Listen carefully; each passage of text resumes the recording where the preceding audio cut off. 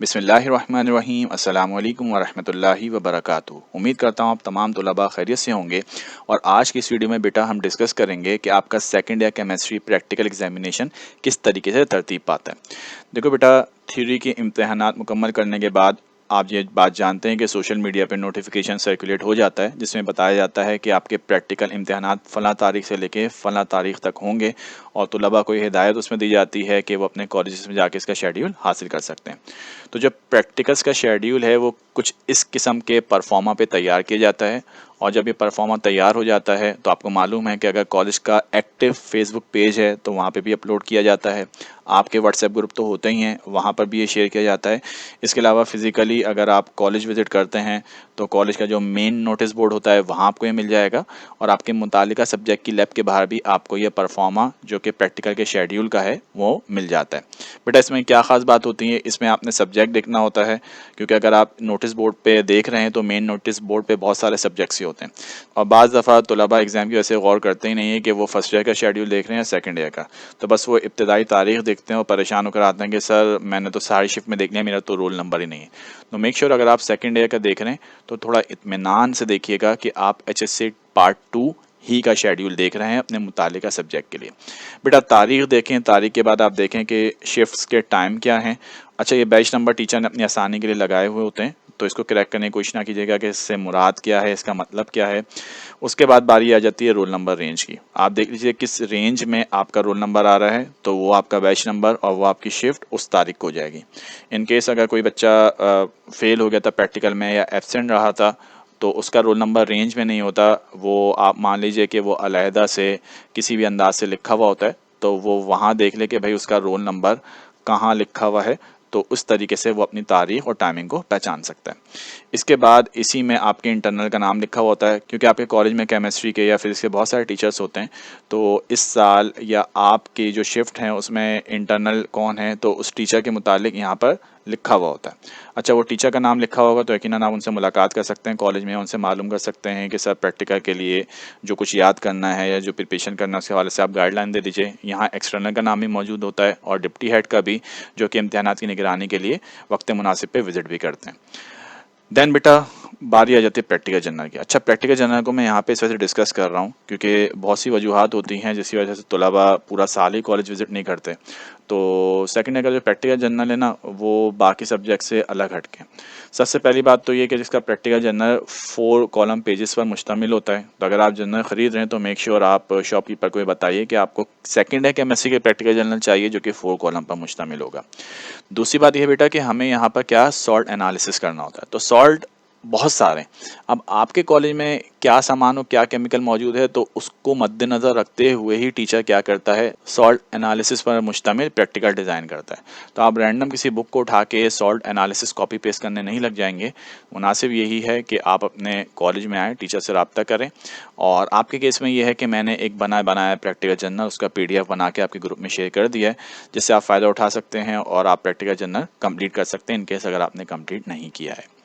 उसके बाद बारी आ जाती है कि प्रैक्टिकल वाले दिन आपके पास क्या क्या चीज़ें होनी चाहिए। देखो बेटा, एडमिट कार्ड बहुत ज़रूरी है। मैं इसी कॉलेज का हूँ सर, आप फलां लड़के से पूछ लें कि मैं इनके साथ एग्ज़ाम में बैठा था नहीं बैठा था, सारी बातें दुरुस्त हैं। हमें चाहिए एडमिट कार्ड, तो आप एडमिट कार्ड लाजमी तौर पे अपने साथ लेकर आएंगे।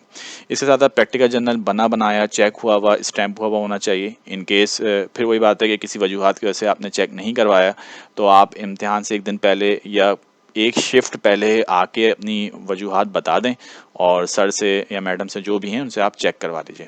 इसके साथ साथ स्टेशनरी बेटा अपने साथ रखें अपनी, ठीक है। ये शेयरिंग करके बहुत ज़्यादा कियोस्क क्रिएट हो जाता है लैब में, बहुत ज़्यादा शोर होना शुरू हो जाता है। स्टूडेंट्स यहाँ से वहाँ पेट्रोलिंग कर रहे होते हैं जो कि लैब में केमिकल की मौजूदगी में बिल्कुल अच्छा अमल नहीं है। तो आपके पास अपनी स्टेशनरी तमाम के तमाम मौजूद हो। और केमिस्ट्री लैब का प्रोटोकॉल आपको मालूम है कि यहाँ लैब कोट लाजमी है। तो प्रैक्टिकल एग्जाम वाले दिन भी ये बताना ज़रूरी नहीं है कि आपको लैब कोट में आना है या नहीं आना है। तो प्रैक्टिकल एग्जाम में भी आपके पास लैब कोट होगी ही होगी। अच्छा, इसी तरीके से इन केस अगर आपको प्रैक्टिकल के शेड्यूल के हवाले से तहफ़्फ़ुज़ात हैं, आपका NET का टेस्ट है या किसी और यूनिवर्सिटी का टेस्ट है, तो आप एक दिन पहले कम अज़ कम अपने टीचर को आके बताइए और उनके एतमाद में लीजिए कि आपका टेस्ट है और आप इस तारीख या इस टाइमिंग पे प्रैक्टिकल नहीं दे सकेंगे। तो बेटा एक रिजर्व स्लॉट उन्होंने रखी होती है, तो वो आपको उसमें एडजस्ट कर सकते हैं या किसी दूसरी शिफ्ट में एडजस्ट कर सकते हैं। तो ये फैसला आपने खुद नहीं करना, आपने टीचर को आके बताना होता है। ठीक है, उसके बाद आगे बढ़ जाते हैं। अब बारी आ जाती है मार्क्स डिस्ट्रीब्यूशन की। कहने को 15 नंबर है, लेकिन उसकी डिस्ट्रीब्यूशन इन 5 कंपोनेंट्स पर है। एक तो हो गया आपका जर्नल, जिसके हवाले से आपको पूरी हिदायत दे दी गई हैं। अब ये जो बाकी 4 कंपोनेंट है, इसके हवाले से मैं रोशनी डाल देता हूँ। देखो, सबसे पहले आ जाता है preparation of compound. Preparation of compound में आपके पास 2 ही हैं, आइडोफॉर्म और एलम। होता कुछ यूँ है कि एक शिफ्ट में 20 बच्चे होते हैं और इवन ऑड के हिसाब से इसकी डिस्ट्रीब्यूशन होती है। लेट्स से 1357 पर जो स्टूडेंट खड़े हैं, तो उन स्टूडेंट से कहा जाता है कि भाई आप आइडोफॉर्म कर लें। इसी तरीके से 2 4 6 8 सो ऑन तक के स्टूडेंट हैं, वो एलम कर लें। देखो ऊपर लिखा हुआ भी है कि आपने इसमें क्या करना है, थ्योरी और इक्वेशन, ये 2 चीज़ें लिखनी है। अब आगे आपकी आसानी के लिए मैं प्रैक्टिकल जर्नल से बता दूं क्या करना है। केमिकल्स नहीं लिखना, प्रोसीजर नहीं लिखना, सिर्फ क्या करना है, थ्योरी लिखनी है, इक्वेशन लिखनी है। ये दोनों 0.5 मिलके 1 नंबर का आपका प्रैक्टिकल हो जाता है। इसी तरीके से पोटेशियम नंबर आ जाओ बेटा, इसमें ही केमिकल्स नहीं चाहिए, अपरेटस नहीं चाहिए, थ्योरी लिखो, इक्वेशन लिखो, 1 मार्क्स हो गया, कहानी खत्म। आगे बढ़ जाते हैं। दूसरा होता है आइडेंटिफिकेशन ऑफ ऑर्गेनिक कंपाउंड। इसमें कार्बोहाइड्रेट लिया जाता है, फैट्स एंड ऑयल लिया जाता है, प्रोटीन लिया जाता है। कार्बोहाइड्रेट में ज़्यादातर ग्लूकोज या इसी तरीके से सुक्रोज का इस्तेमाल कर लिया जाता है, तो आपके केस में ग्लूकोज शामिल है। देन फैट्स या ऑयल में से कोई एक प्रैक्टिकल होता है प्रोटीन में से। अच्छा, ये एक प्रैक्टिकल मैं किस हिसाब से कह रहा हूँ, इसकी भी रोटेशन ऐसे ही है कि बैच नंबर 1 पे स्टूडेंट कार्बोहाइड्रेट करेगा, बैच 2 पे फैट करेगा, बैच 3 पे प्रोटीन करेगा, और इसी तरीके से ये रिपीट होता जाता है। इसमें आपने क्या करना है, सिर्फ 2 कन्फर्मेटरी टेस्ट लिखने हैं, इक्वेशन नहीं चाहिए। बल्कि बुक में इक्वेशन होती भी नहीं है, ना आपको प्रैक्टिकल जर्नल बनवाते भी लिखवाई जाती है। एक बार फिर जर्नल से देख लो। लेट्स से ये कार्बोहाइड्रेट में ग्लूकोज का प्रैक्टिकल जर्नल बना हुआ है, उसमें तो गौर करो। ये जो प्रीलिमिनरी टेस्ट है बेटा, इसकी ज़रूरत नहीं है। ठीक है, गो के आपने जर्नल बनाते हुए लिखा है। इसके बाद ये इतने सारे टेस्ट लिखे हुए हैं। ठीक है, तो ये टेस्ट में से आपने कोई 2 टेस्ट याद करने हैं, और जब आप 2 टेस्ट याद कर रहे हैं तो एक्सपेरिमेंट वाले कॉलम का टेक्स्ट, ऑब्जर्वेशन वाले कॉलम का टेक्स्ट और इन्फ्रेंस वाले कॉलम का टेक्स्ट, ये आपने याद करना है। अच्छा, एल्डिहाइड और कीटोन का चैप्टर आपने पढ़ा होता है, तो ज़्यादातर ये होता है कि बच्चे फेलिंग टेस्ट और टॉलिन टेस्ट की मदद से ग्लूकोज को कंप्लीट कर ही लेते हैं। ठीक है, यही हाल फैट्स का है, ऑयल का है और प्रोटीन का भी। तो वहाँ पे भी आपके पास मुताद्दिद कंफर्मेटरी टेस्ट हैं, आपने अपने मनपसंद के कोई 2 टेस्ट याद करना है। ठीक, देन बारी आ जाती है सबसे अहम क्वेश्चन की, क्वालिटेटिव एनालिसिस ऑफ सॉल्ट। बेटा ये 9 मार्क्स का है। पास होने के लिए इस क्वेश्चन से कुछ ना कुछ लिखना आना आपके लिए ज़रूरी है।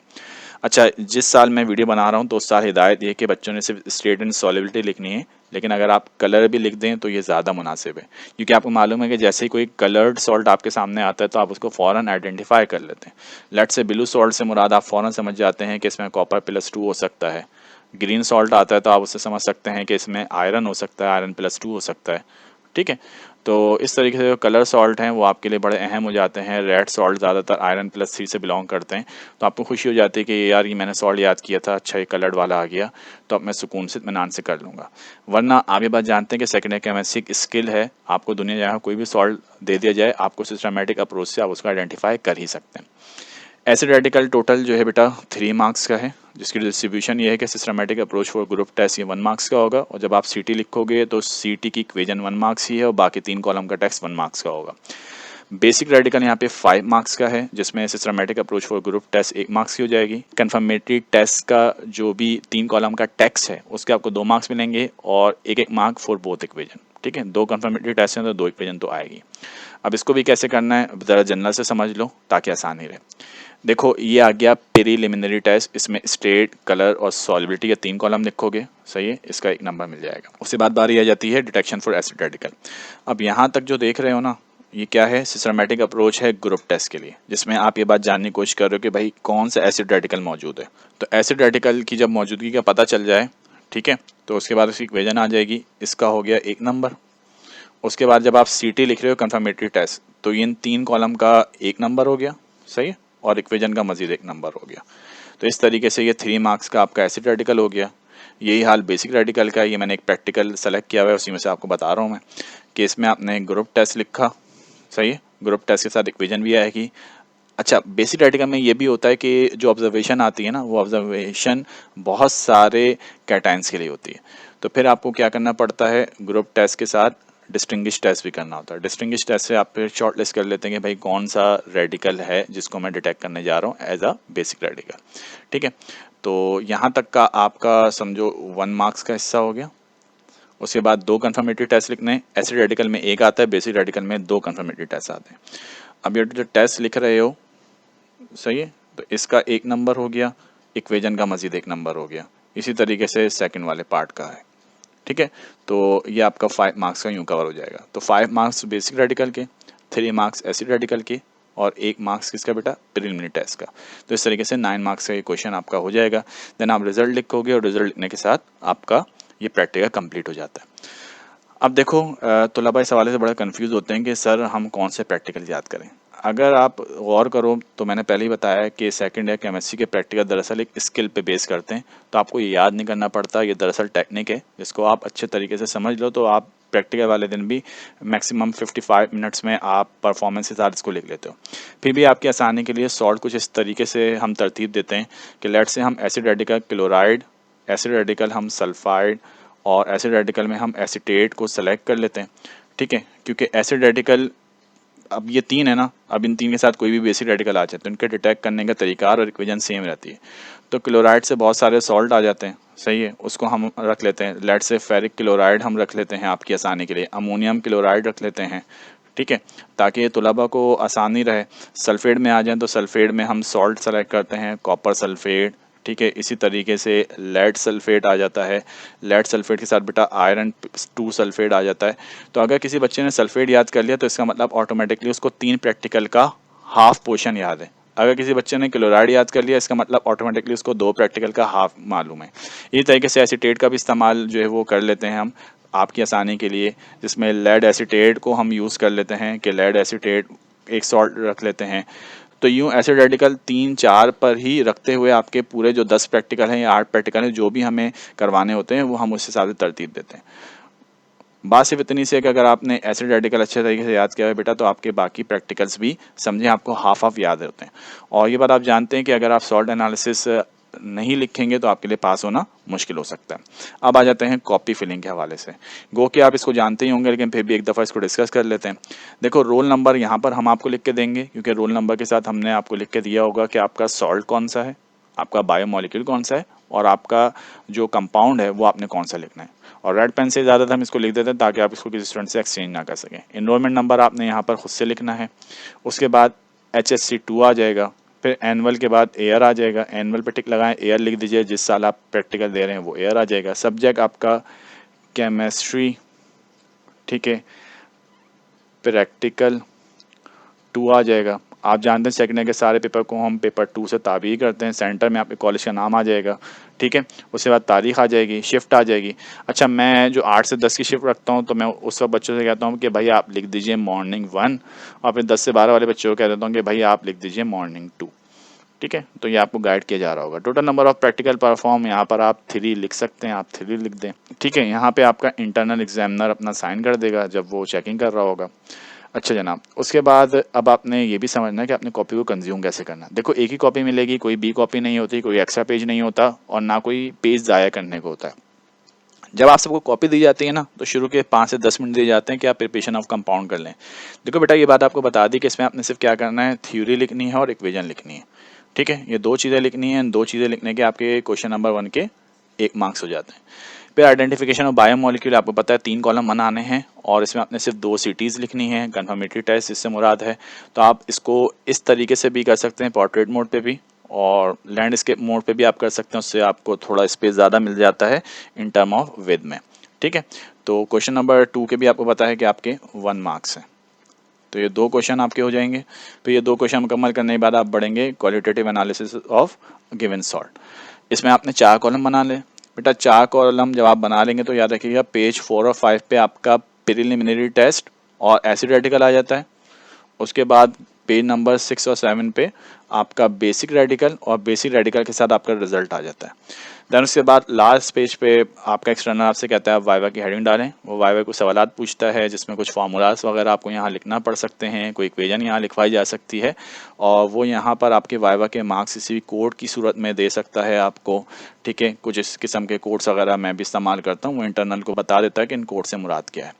अच्छा, वाइवा में बच्चे भी परेशान होते हैं कि वाइवा में क्या होगा। बेटा वाइवा में हम आपको जाबिर इब्न हय्यान नहीं समझ रहे, जिनसे मुश्किल मुश्किल सवालात होंगे, जो कुछ आपने परफॉर्म किया है या जो आपके लैब के सर्कमस्टेंसेस हैं उसी के मुताबिक आपसे सवालात किए जाते हैं।